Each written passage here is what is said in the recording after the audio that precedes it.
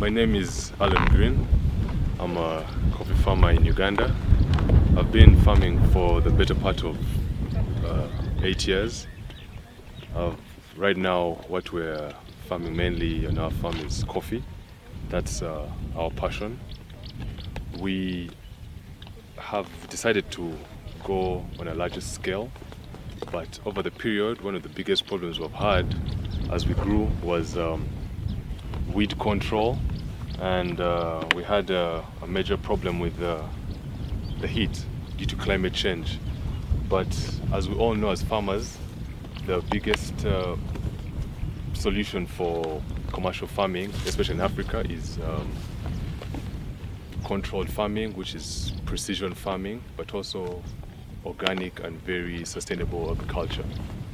Over the years, when we did coffee on a large scale, we realized we suffered with weed, which cost us our replacement scale of up to over 40% is a replacement we did. On an acre, we'd plant about 600 trees. You end up replacing about 200 because of too much heat, moisture loss, and all these effects. So a couple of years back, when I embarked on a large-scale coffee agriculture, I got in touch with a company in Israel called Tal-ya that produced this artificial mulch. It has been nothing short of a game changer, really, for us as a farm. We have been able to control our spot weeding. We have been able to have better growth of our trees. They've grown at a much faster rate. But more importantly, what this Tal-ya tray has done for us, this Mitra tray, it has helped growth, which I think is going to help agriculture in our region.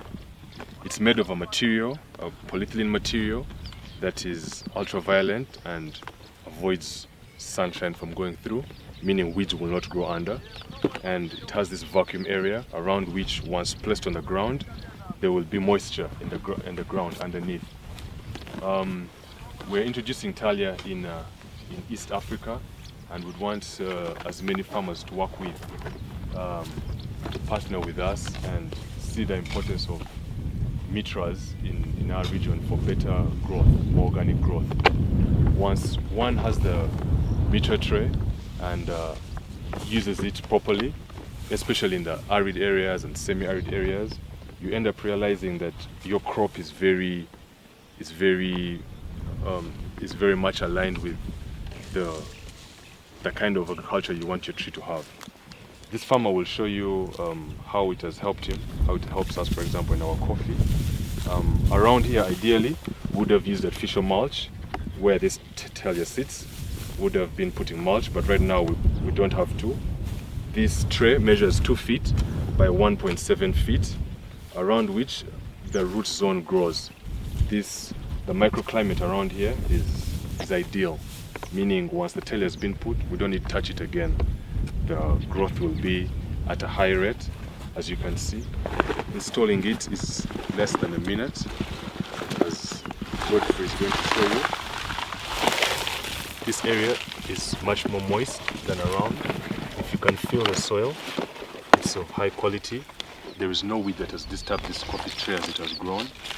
And as long as this tree grows over the next couple of years, 3 to 4 years, when it has this tray, that's when I can remove it, because this tree will be touching that tree and will be grown around.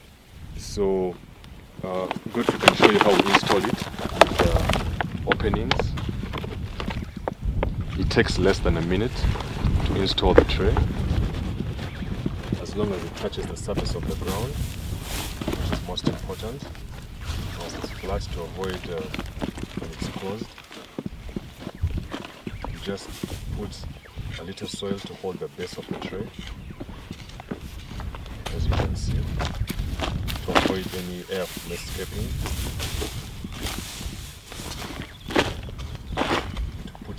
This will help keep it tight and avoid wind and anything else from blowing it off, and over time it will solidify from there.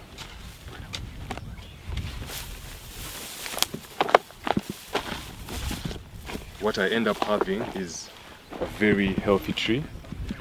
if I was irrigating manually, I would be using a lot of water, but because of this tray, where I would have used 2 to 3 liters a day of water, I end up using close to 1 or 1 liter, 1.5 liters. This is going to save me in terms of water, in terms of water usage, in terms of herbicide, in terms of fertilizer.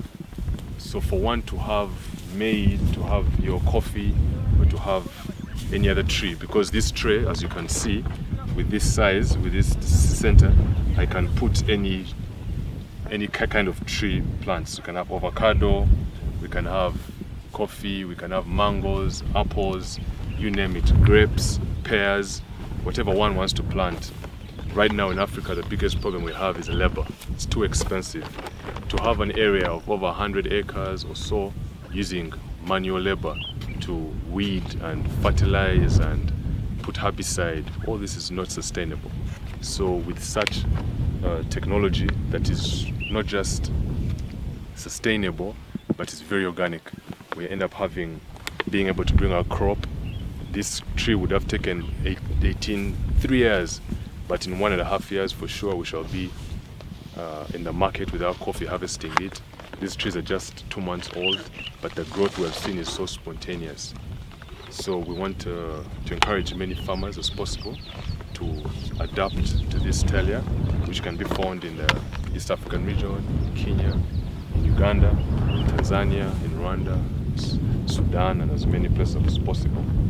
For the future of farming in this region, we have to be sustainable. It has to be organic, and we have to think at the highest level of technology and agriculture.